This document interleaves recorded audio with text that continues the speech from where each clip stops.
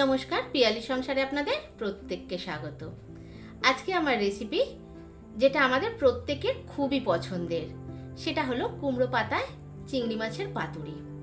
তাহলে শুরু করা যাক আমি কিভাবে এই রেসিপিটা তৈরি করি।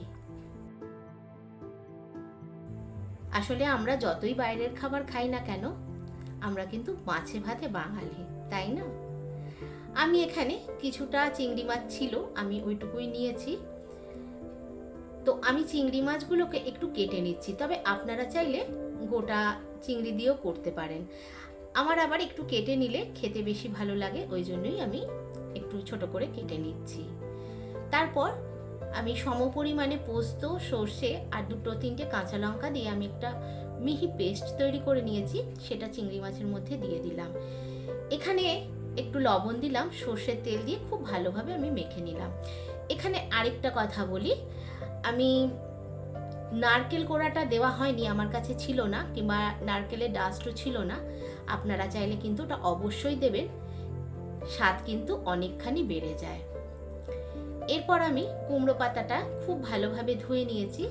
তারপর দেখুন, দুটো কুমড়ো পাতাকে মাঝখানে ওই চিংড়ি মাছটা দিয়ে সঙ্গে একটা কাঁচা লঙ্কা আর একটু সর্ষের তেল দিয়ে খুব ভালোভাবে মুড়িয়ে নিয়েছি।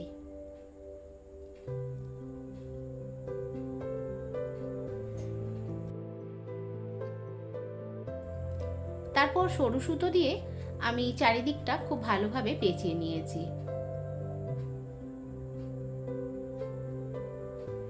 দেখুন সুতোটা দিয়ে আমি কিভাবে পেঁচাচ্ছি, যেমনি আমরা মাছের পাতুরি করেছিলাম পেঁচিয়েছি, ঠিক ওইভাবেই।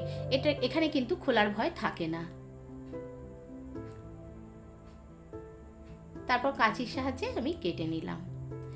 এইভাবেই আমি প্রত্যেকটাই করে নিয়েছি।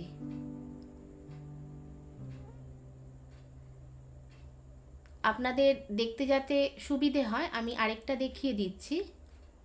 দেখুন, এখানে আমি দুটো পাতা নিয়েছি, ওর মধ্যে চিংড়ি মাছ, লঙ্কা আর সর্ষের তেল দিয়ে এটাও আমি পেঁচিয়ে নিচ্ছি।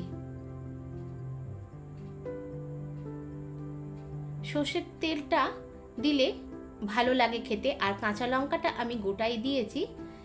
যদি কেউ বেশি ঝাল খেতে পছন্দ করে, তারা কাঁচা লঙ্কাটা ভাতের সঙ্গে মেখে নিতে পারবে।